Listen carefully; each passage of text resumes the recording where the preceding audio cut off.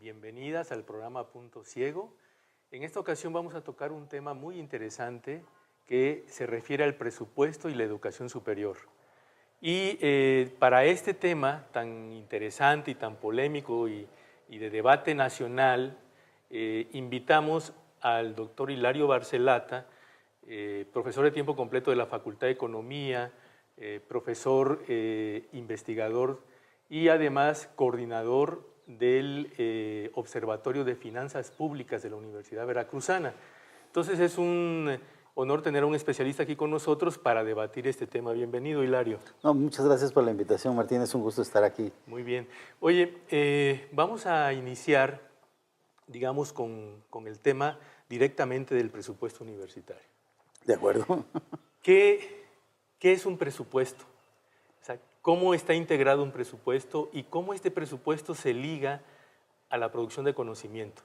Esto es, digamos, sobre todo para el conjunto de los universitarios y del público que nos ve, ¿cómo podemos entenderlo? ¿Cómo se constituye un presupuesto universitario? Claro. Bueno, yo creo que en general toda acción de cualquier ente, tanto público como privado, que vaya a tener algún impacto en materia de producción, necesita estar, digamos, costeada, es decir, identificado cuáles son los recursos que se deben de invertir, los recursos monetarios que se requieren para allegarse otros recursos materiales, recursos humanos, con los cuales se va a llevar a cabo esa acción. En el caso de los presupuestos para la educación, y específicamente para la educación superior, debe de estar considerado el conjunto de recursos materiales y para lo mismo pues se requiere conocer cuál va a ser el costo de esto, ¿no? Entonces el presupuesto reflejará los costos que representa disponer de esos recursos para las distintas tareas que va a realizar la universidad, ¿no? Principalmente las actividades docentes, pero también las de investigación, las de extensión universitaria, etcétera, ¿no? Todas las que y evidentemente dependiendo de la magnitud del esfuerzo que vaya a hacer en materia de educación, de la matrícula, pues será el recurso que va a necesitar para ese fin, ¿no? Muy bien, y este presupuesto, ¿de dónde sale el presupuesto universitario? Digamos, hay un debate ahí muy interesante, sobre todo actualmente, cuando hablamos de las universidades públicas y de las universidades privadas.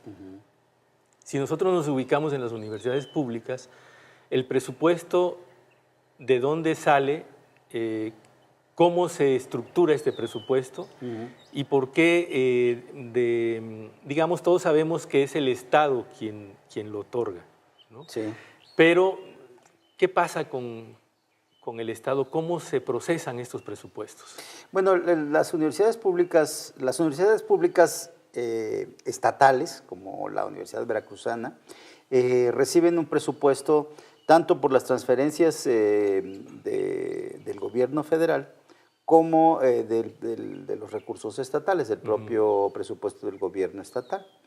Se integran ambos recursos a partir de un convenio que firma el gobierno del Estado con la Secretaría de Educación Pública como representante del gobierno federal y la propia universidad, en donde, digamos, se establecen los detalles de los montos de los recursos que aportará tanto el gobierno federal como el gobierno del Estado. Este convenio pues, se firma anualmente y sirve como base para respaldar la recepción de los recursos que tendrá la universidad. Digamos que están considerados y se les llama subsidios, los subsidios ordinarios, y hay otros recursos de carácter extraordinario que llegan a las universidades, tanto del gobierno del Estado como del gobierno federal, para programas más específicos, para la promoción de diversas cuestiones relativas a la educación, a la docencia y a la investigación. Básicamente es esto, algunas universidades han establecido mecanismos de cobro de cuotas a los estudiantes, cuotas que en un principio han sido cuotas voluntarias, que en algunos casos no son tan voluntarias, y son también una fuente de ingreso para las universidades. Y otro tanto tiene que ver con el trabajo de vinculación que logran hacer las universidades, ¿no? Esta relación que pueden establecer con el sector productivo, con el sector público-privado para proveerlos de servicios, por ejemplo, que son servicios que luego que le generan ingresos a la propia universidad. Ok, y digamos, para la universidad pública el Estado es el intermediario, digamos, ¿no? Pero este recurso que tiene el Estado no es un recurso en sí, como se ha estado manejando, propio del Estado, es un producto de los impuestos generados históricamente, ¿no? Por la ciudadanía, o qué tipo de presupuesto es el que el Estado transfiere. Sí, en realidad no hay como una partida de ingreso que luego constituya un fondo para el financiamiento de las universidades. El Estado, hablando en términos tanto del gobierno federal como del gobierno estatal, constituye sus ingresos a partir de la recaudación de los diferentes rubros de ingreso, de impuestos, derechos, productos, aprovechamientos. Y constituye los diferentes fondos en los que va a gastar. Entonces, diríamos que la educación, en este caso la educación superior, está siendo financiada con los impuestos que todos pagamos, tanto a nivel federal, es decir, el impuesto sobre la renta, por ejemplo, como a nivel de los impuestos estatales, ¿no? Como el impuesto sobre erogaciones a las remuneraciones o otros impuestos estatales que hay. Entonces, son los ciudadanos los que estamos financiando la educación. Es un recurso que entregamos al Estado para que el Estado se haga cargo de asignar los recursos monetarios necesarios para el financiamiento de la universidad. Esto es importante porque tenemos una larga historia, digamos, política en el país, de que quien controla el Estado, quien gobierna en un momento dado, pareciera que es el que genera los propios recursos, ¿no? Sí. Y entonces la pregunta que yo te haría en este sentido es, el presupuesto que otorga el Estado, ¿es un presupuesto, es una concesión a las universidades públicas, es una dádiva a las universidades públicas o es una obligación constitucional? Digamos, en este marco, es muy importante este marco porque lo podemos debatir en el actual contexto, que se habla mucho de este proceso de privatizaciones de la universidad pública, o por lo menos de precarización de la universidad pública. Sí. ¿No? Entonces, ¿qué piensas de esto? Pero yo creo que hay una base constitucional, tanto a nivel federal como a nivel estatal, incluso a nivel estatal muy claro, porque la Constitución reconoce la existencia de la universidad, su autonomía y el hecho de, bueno, pues de ser la instancia encargada de proveer de la educación pública superior. No está establecido, por ejemplo, que la educación superior sea obligatoria para el Estado, que me parece que es algo que es importante, que debiera reconocerse a nivel de la Constitución estatal. Pero de todos modos existe, en todo caso, en la medida en la que es un derecho humano la educación, la obligatoriedad del Estado de proveer esos recursos, es decir, no es una cuestión de voluntad. Pero revisando los distintos documentos que sustentan, digamos, la transferencia de los recursos, se encuentra como una idea de que así fuera, ¿no? Porque, por ejemplo, la propia Ley de Coordinación de la Educación Superior, los propios convenios que se firman, hablan de que el Estado va a transferir recursos en la medida de sus disponibilidades financieras. Y esa frase parece hacer que esto es como una concesión graciosa que hace el Estado y no como una obligación. Pero además hay un marco ahí, Hilario, no sé qué opines de esto. Hay un marco de esto de las disponibilidades en la educación. Cada día en el debate nacional parece que las disponibilidades son menores. Digamos, estamos en un estado donde lo que está planteando es siempre como esta idea de eficiencia, eficacia, pero va impactando fundamentalmente a la educación y a la universidad pública. Claro. Entonces, esta disponibilidad hay ahí detrás, hay una concepción de cómo utilizar el recurso, de a quién sí se le da el recurso y a quién no. ¿Eso tú cómo lo ves? Sí, en la medida en la que no existe una obligatoriedad para gastar en algunos aspectos, incluso dentro del presupuesto de egresos, perdón, ahora recuerdo, dentro del presupuesto de egresos del Estado está señalado el subsidio, está definido que el gobernador del Estado puede, el Poder Ejecutivo, en un momento determinado, disminuir o cancelar los subsidios que estén considerados dentro del presupuesto. Y si entonces consideramos que las transferencias a la universidad son un subsidio, entonces quiere decir que en cualquier momento se podría cancelar. Y esto viene a cuento porque hace unos meses el gobernador del estado de Veracruz decía que las transferencias que hacía la Universidad Veracruzana son un subsidio, que están sujetas a sus disponibilidades y que entonces pues no lo puso con estas palabras, pero era un poco como una concesión que el Estado estaba dando y que bueno, si no tenía, pues no iba a seguir dando.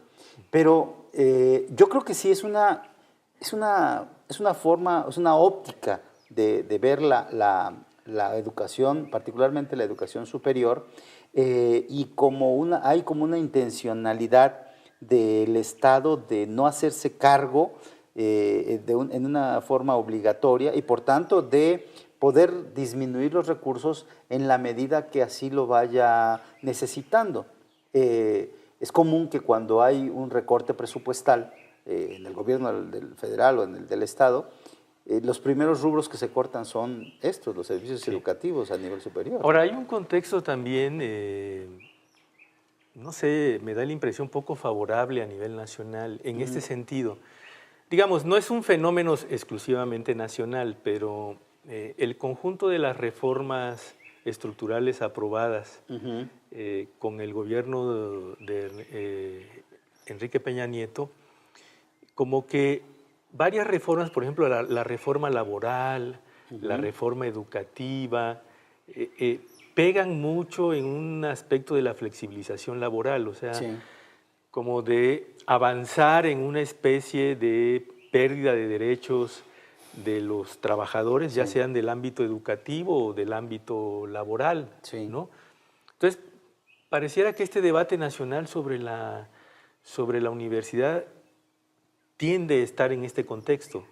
¿O cómo ves? Sí, yo creo que existe esta visión digamos, en el caso de los presupuestos del retiro del Estado de la provisión de los servicios educativos en la educación superior. Pero en general hay una visión, estas reformas a las que tú refieres, pues son la continuidad de las reformas neoliberales que inician desde los 80s, ¿no? Que de alguna manera no habían podido impulsarse por la resistencia que hay de grupos políticos y sociales que están en contra de ese avance. Y bueno, pues ahora se da la coyuntura para que avance la laboral, la educativa, la energética, y creo que el tratamiento a la universidad en general, la universidad pública en general, va en el mismo sentido, en el sentido de verla pues como un modelo de educación que hay que ir eliminando poco a poco, ¿no? Ahora, digamos, ese es el contexto como general. Si nosotros nos vamos ubicando en Veracruz, ¿no? En la Universidad Veracruzana, el año pasado, yo diría, explotó un problema en la universidad.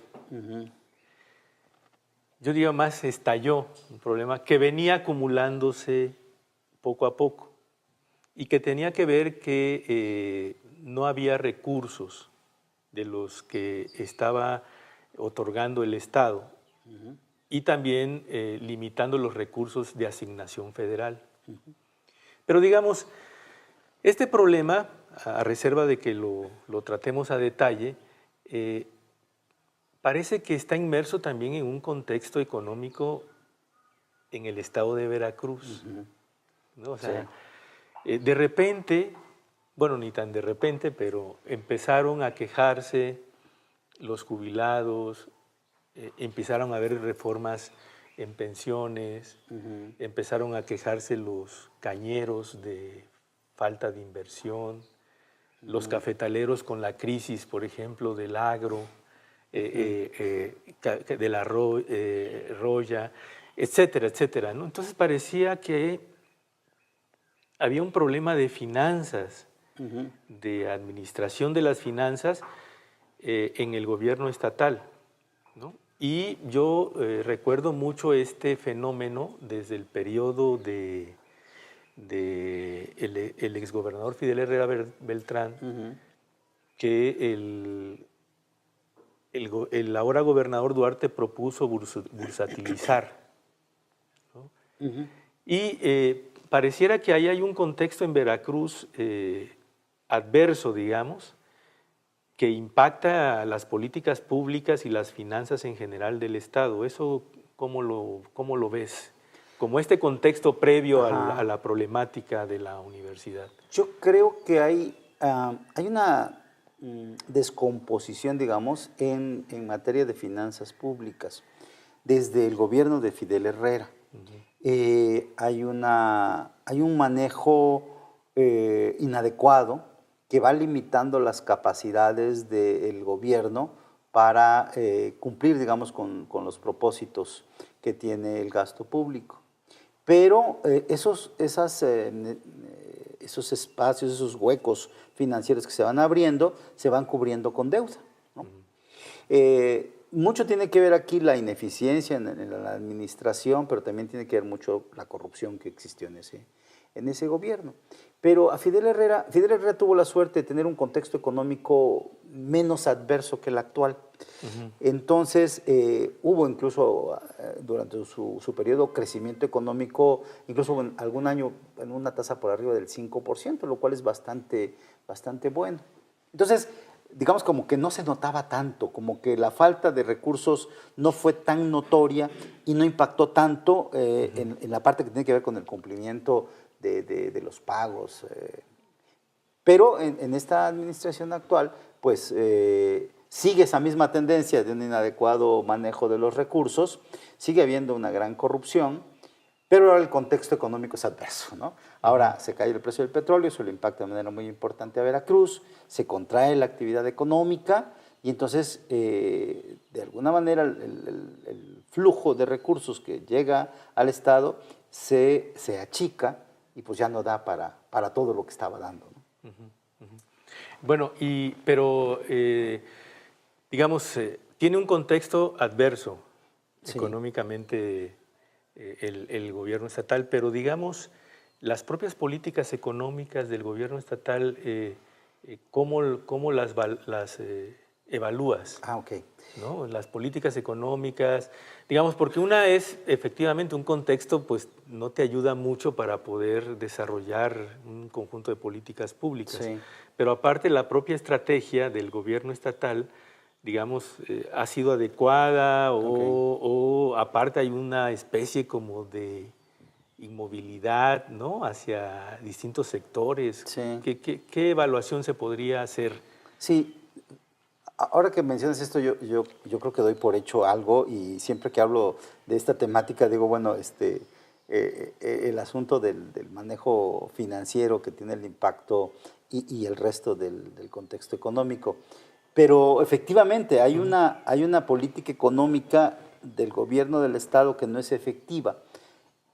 Que tan no lo es que podríamos decir que hay una política económica, porque efectivamente no hay tal. Es decir, si uno revisa el conjunto de políticas públicas que se han implementado en materia social, en materia económica, en el campo, en la industria, pues prácticamente diríamos que es como inexistente, ¿no? Es decir, no existe, por ejemplo, una política de desarrollo industrial, no existe una política para el desarrollo de productores, para el desarrollo de exportadores, para llevar a cabo el proceso de transición de los productores los productores agropecuarios desde su nivel de subsistencia a un nivel que esté integrado a los mercados. Entonces, si uno se pone a revisar las políticas públicas, pues son más bien esfuerzos aislados, que no están, digamos, integrados en un plan de desarrollo que tenga un objetivo por el cual están trabajando los distintos esfuerzos, ¿no? Aquí hay como una cosa aislada, y eso definitivamente contribuye en muy buena medida al rezago económico y pues al atraso social que vivimos, ¿no? Sí, porque da la impresión que digamos, cuando analizamos las políticas públicas en Veracruz, siempre se está planteando un proceso de que las políticas públicas veracruzanas son el reflejo simplemente de las políticas nacionales, ¿no? Y entonces, bueno, pero ¿qué concretamente hace el gobierno en sus políticas públicas, ¿no? Y siempre se otorga los problemas de lo estatal a lo nacional. Sí, sí. Entonces ahí me parece que ahí tenemos a veces, no una confusión, sino un manejo, y pareciera también que ha habido, por ejemplo, cuando se plantean los problemas de combate a la pobreza, son las políticas públicas nacionales, ¿no? Sí, sí. Cuando se plantea otro tipo de acciones, son pocas las acciones que aparentemente se plantean a nivel estatal, ¿no? Sí, sí. ¿Es así esta dinámica? Tú como especialista, digamos, por supuesto que hay políticas públicas estatales, ¿no? Como tú estás mencionando, las sientes como desarticuladas, ¿no? Sí, yo creo que efectivamente hay como una dependencia muy grande de parte de los gobiernos estatales, en el caso de Veracruz, pues del gobierno estatal, de confiar en que la federación, bueno, pues va a hacer con sus recursos una gran cantidad de acciones, que el gobierno del Estado, y en muchos casos acompaña las políticas que se implementan dentro del Estado.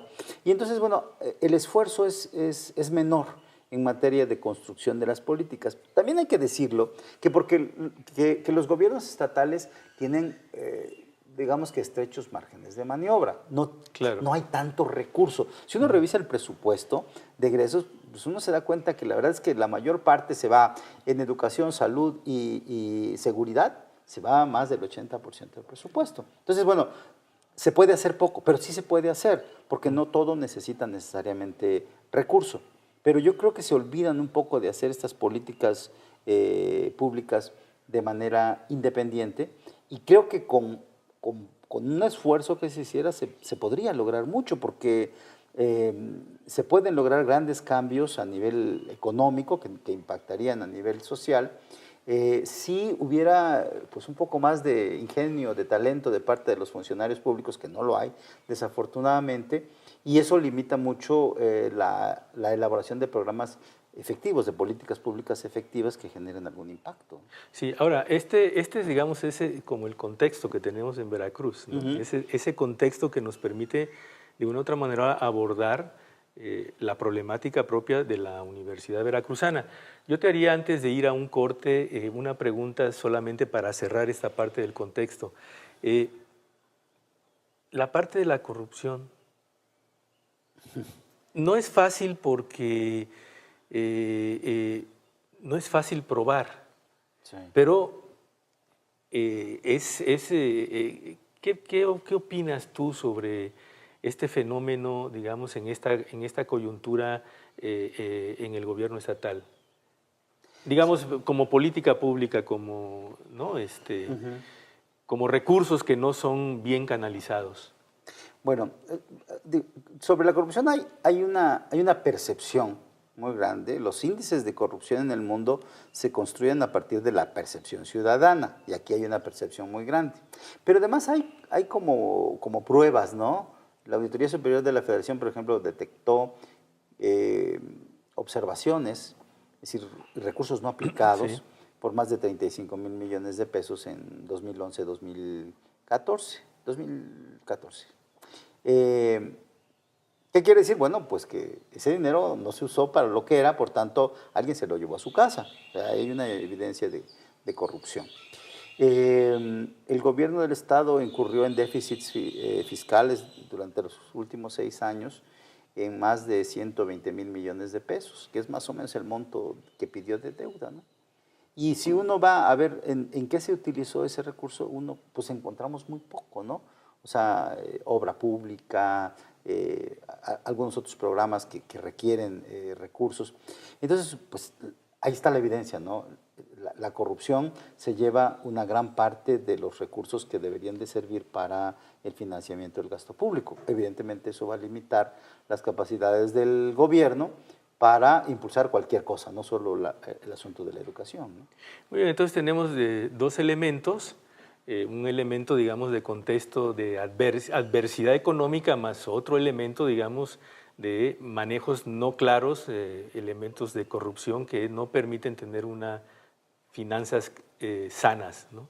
Muy bien, vamos a hacer un corte y regresamos al programa Punto Ciego.